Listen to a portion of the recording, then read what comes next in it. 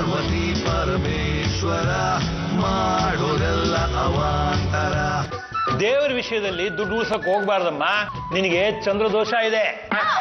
ಪತಿ ಪರಮೇಶ್ವರನ್ ಪ್ರಧಾನ ನಿರ್ದೇಶಕರು. ಅವರಲ್ಲಮ್ಮ, ಚಂದ್ರಗ್ರಹ ದೋಷ ನಿನ್ನ ಜಾಗದಲ್ಲಿದೆ. ದಸರಾಗ್ ಹೋಗ್ ಬಂದ್ಮೇಲೆ ನೆಮ್ಮದಿನೇ ಇದ್ದಂಗ ಆಗ್ಬಿಟ್ಟಿದೆ. ಚಂದ್ರದೋಷ ಪರಿಹಾರ ಆದ್ಮೇಲೆ ಮತ್ತೊಮ್ಮೆ ಮಧುಚಂದ್ರ ಯೋಗ ಇದೆ. ನಾನು ನಿನ್ಗೊಂದು ಪುಸ್ತಕ ಕೊಡ್ತೇನೆ ನೋಡು. ಇದು ಪುರಾಣ ಕಾಲದ ಪುಸ್ತಕ. ಶಾಸ್ತ್ರಿಗಳೇ, ಇತ್ತೀಚೆಗೆ ಪತಿ ಪರಮೇಶ್ವರನ್ ಗಮನ ಎಲ್ಲೆಲ್ಲ ಇರುತ್ತೆ. ಶೂಟಿಂಗ್ ಇಂದ ಬಂದ್ಮೇಲೆ ಯಾವ್ದಾದ ಹುಡುಗಿರ್ ಜೊತೆ ಮಾತಾಡ್ತಾ ಇರ್ತಾರೆ. ಅದರಲ್ಲಿ 2ನೇ ಅಧ್ಯಾಯ ಓದು. ಲಗಾಮ್ ವ್ರತ ಅಂತಿದೆ. ಅದನ್ನ ಚಾಚೂ ತಪ್ಪದೆ ಮಾಡಿದ್ರೆ ನಿನಗೆ ಒಳ್ಳೇದಾಗತ್ತೆ. ರೀ, ಆಶೀರ್ವಾದ ಮಾಡಿ. ಇಷ್ಟಾರ್ಥ ಸಿದ್ಧಿರಸ್ತು. ಏನಮ್ಮ ಇಷ್ಟ ಜನ ಮುಂದೆ ನನ್ನ ಕಾಲಿಗೆ ಬಿದ್ಬಿಟ್ಟೆ? ವ್ರತ ಶುರು ಮಾಡ್ತಾರಲ್ಲ ಅದಕ್ಕೆ. ಆಂಟಿ, ಈ ವ್ರತನ ಹೇಗ್ ಮಾಡ್ತೀರಾ? ವೇದ, ಈ ವ್ರತದಲ್ಲಿ ಗಂಡ ಒಂಟಿ ಕಾಲ ನಿಲ್ಬೇಕಾಗುತ್ತೆ. ನಾನು ಒಂಟಿ ಕಾಲಲ್ಲಿ ನಿಲ್ಬೇಕಮ್ಮ? ಅಯ್ಯೋ, ಹಾಗೆಲ್ಲ ಅನ್ಬಾರ್ದು. ಬನ್ನಿ ಇಲ್ಲಿ. ಅಯ್ಯೋ, ನಿಂತ್ಕೊಳ್ಳಿ.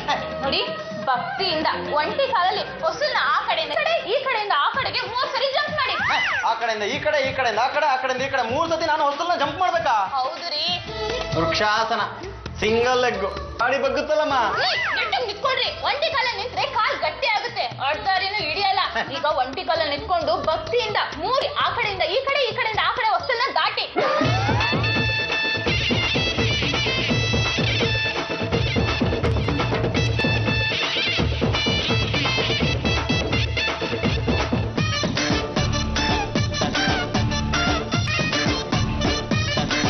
ಯಾರು?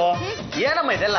ರೀ, ಗಂಡ ಕಲ್ಲು ಗುಂಡು ಅನ್ನೋ ವ್ರತಕ್ಕೆ ಇವತ್ ನಿಮ್ ತಲೆ ಬೇಕು. ಸುತ್ಕೆ ತಗೊಂಡು ನಿಮ್ ತಲೆ ಹದವಾಗಿ 100 ಏಟ್ ಹೊಡಿತೀನಿ.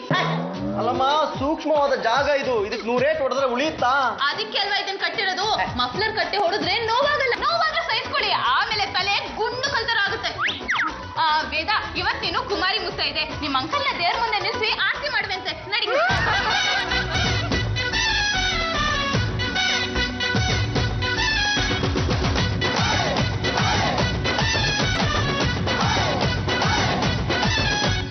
ಘೋರ ಅನ್ಯಾಯ. ಪೂಜೆಗಿಟ್ಟ ಉಪಕರಣಗಳನ್ನೇ ಮಾರೋದು ಅಂದ್ರೆ ಏನಮ್ಮ? ಶಾಸ್ತ್ರಿಗಳೇ, ನನ್ ಪತಿ ಪರಮೇಶ್ವರ ಯಾವ್ದಕ್ಕೂ ಭಕ್ತ ಇಲ್ಲ. ನಿನ್ನ ಗಂಡ ನಿನಗೆ ಮೋಸ ಮಾಡ್ತಾನೆ. ಇದರಿಂದ ವ್ರತಭಂಗ ಆಗ್ತಾ ಇದೆ. ಹೌದಾ ಶಾಸ್ತ್ರಿಗಳೇ? ಮಾನಭಂಗಕ್ಕಿಂತ ವ್ರತಭಂಗ ಭೀಕರ. ಇದರಿಂದ ಏನಾದ್ರೂ ತೊಂದರೆ ಆಗುತ್ತಾ? ನಿನ್ನ ಬಲಗಾಲ ಇವತ್ತು ಸೆಟ್ಕೊಳತ್ತೆ. ಇನ್ನ ಸೆಟ್ಕೊಂಡಿಲ್ವಲ್ಲ? ನಾನು ಫೋನ್ ಇಟ್ ಕೂಡಲೇ ನಿನ್ ಕಾಲ್ ಸೆಟ್ಕೊಳತ್ತೆ. ನಿನ್ ನಡಿಯಕ್ಕಾಗೋದಿಲ್ಲ. ಇದಕ್ಕೆ ನಿನ್ನ ಗಂಡನೇ ಕಾರಣ.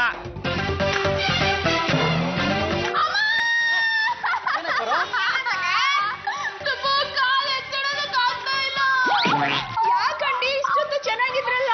ಗೊತ್ತಿಲ್ಲ ವೇದ, ಮಾಡ್ಸೋದಕ್ಕಾಗ್ತಲ್ಲ, ಕಾಸು ಇಟ್ಕೊಂಡ್ಬಿಟ್ಟಿದೆ. ಆರಾಮಾಗಿ ಓಡಾಡ್ಕೊಂಡಿದ್ದಾಳೆ, ಕಾಲ್ಗೇನು ಹಾಗೆ ಇಲ್ಲ. ಬಾರೋ ಬಾರೋ ಬಾರೋ, ಇಲ್ಲಮ್ಮ ಇದೆಯಾ? ಬರೋ, ಹೇಗಿದೆ ಈಗ? ರೀ, ಕಾಲ್ ಅಲ್ಲಾಡ್ಸೋದಕ್ಕೂ ಆಗ್ತಾ ಇಲ್ಲ. ಓ, ನನ್ನ ಫ್ರೆಂಡ್ ಒಬ್ಬ ಡಾಕ್ಟರ್ ಇದ್ದಾನೆ, ಅವನ್ನ ಬರಕ್ಕೆ ಹೇಳಿದೀನಿ, ಬರ್ತಾನೆ. ಡಾಕ್ಟ್ರೆ, ನನ್ನ ಹೆಂಡತಿ ಕಾಲಿಗೆ ಏನಾಗಿದೆ? ತಮಟೆ ರೇ, ಒಳಗಡೆ ಬೋನ್ ಮ್ಯಾರೋಗೆ ಇನ್ಫೆಕ್ಷನ್ ಆಗಿ ಕಾಲ್ ಕುಳಿತಾ ಇದೆ. ಅಷ್ಟು ಬೇಗ ಮೊಣಕಾಲ್ ತನಕ ಕಾಲ್ನ ಕತ್ತರಿಸಿ ಬಿಸಾಕ್ಬೇಕು.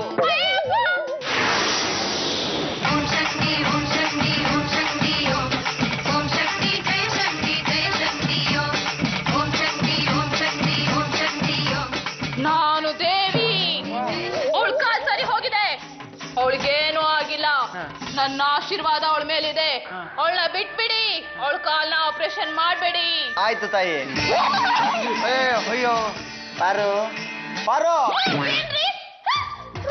ನನ್ ಕಾಲ್ ಸರಿ ಹೋಗ್ಬಿಟ್ಟಿದೆ. ಹೌದಮ್ಮ, ನಿನ್ನ ಮೈ ಮೇಲೆ ದೇವಿ ಬಂದ್ಬಿಟ್ಟಿದ್ಲು.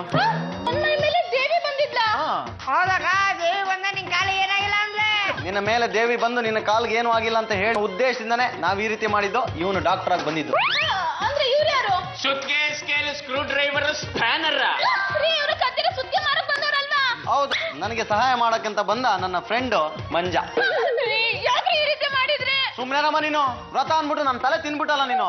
ಇನ್ನೊಂದು ಸತಿ ವ್ರತ ಅಂತ ಮಾಡಿದ್ರೆ ನಾನು ಮರಗಾಲ ವ್ರತ ಮಾಡಿ ನಿನ್ನ 2 ಕಾಲ್ಗೂ ಪಟ್ಟಿ ಕಟ್ಬಿಡ್ತೀನಿ.